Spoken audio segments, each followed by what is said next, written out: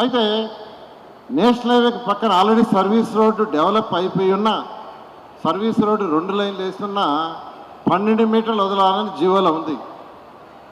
కానీ అది నిజంగా దారుణమే. ఎందుకంటే సర్వీస్ రోడ్డు అయిపోయింది, మళ్ళీ 12 మీటర్లు వదలాలన్నారు. దాని మీద మీరందరూ రిప్రజెంటేషన్ చేశారు.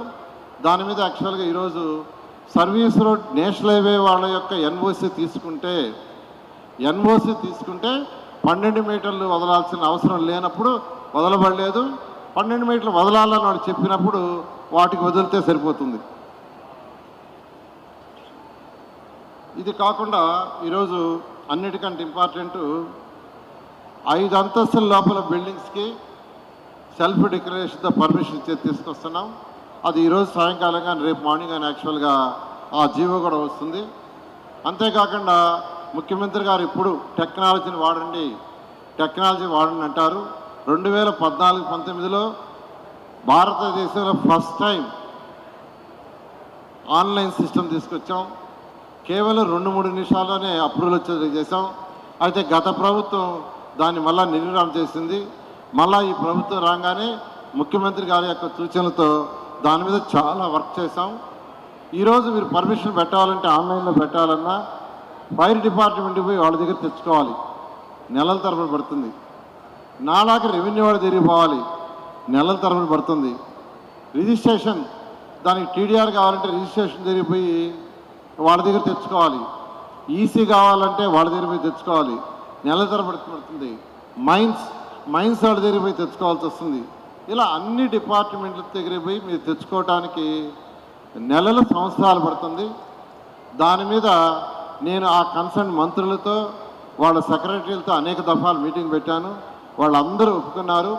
మున్సిపల్ సర్వర్కి వాళ్ళ సర్వర్ని ఇంటిగ్రేట్ చేస్తున్నారు. బహుశా నెక్స్ట్ మంత్ ఎండింగ్ లోపల అది కంప్లీట్ అయిపోతే కేవలం మున్సిపల్ వెబ్సైట్లో మీరు డబ్బులు కట్టేస్తే ఫైర్ వాళ్ళకి పోవాల్సిన డబ్బులు ఆటోమేటిక్గా వాళ్ళ అకౌంట్కి పోతాయి, మైన్స్ పోవాల్సిన వాళ్ళ అకౌంట్కి పోతాయి, రెవెన్యూ వాళ్ళకి పోవాల్సిన అకౌంట్ అవుతాయి. ఆటోమేటిక్గా మీకు పర్మిషన్లు వస్తాయి.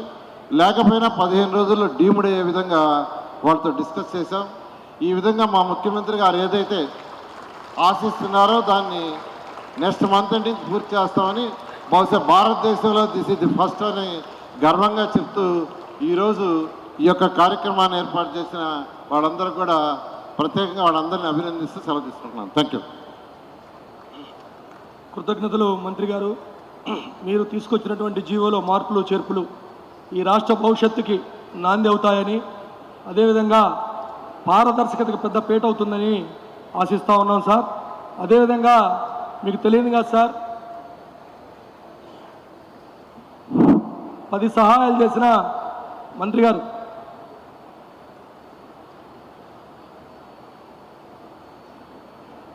మంత్రి గారు 10 సహాయాలు చేశారు, సంతోషం సార్. కానీ మనుషులం కదండి, కొరత ఉంటుంది. 11వ సహాయం ఒకటి అడుగుతున్నాను సార్.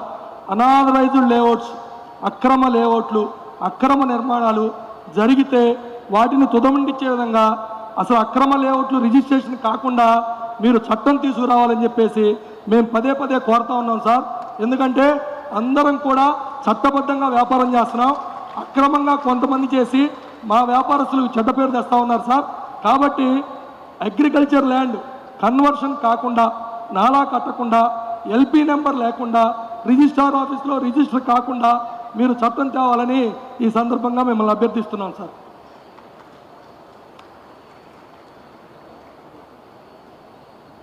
ఇప్పుడు మన ప్రియతమ నేత, మన రాష్ట్ర ముఖ్యమంత్రి గౌరవనీయులు శ్రీ నారా చంద్రబాబు నాయుడు గారు ఈ కార్యక్రమాన్ని ఉద్దేశించి ప్రసంగిస్తారు.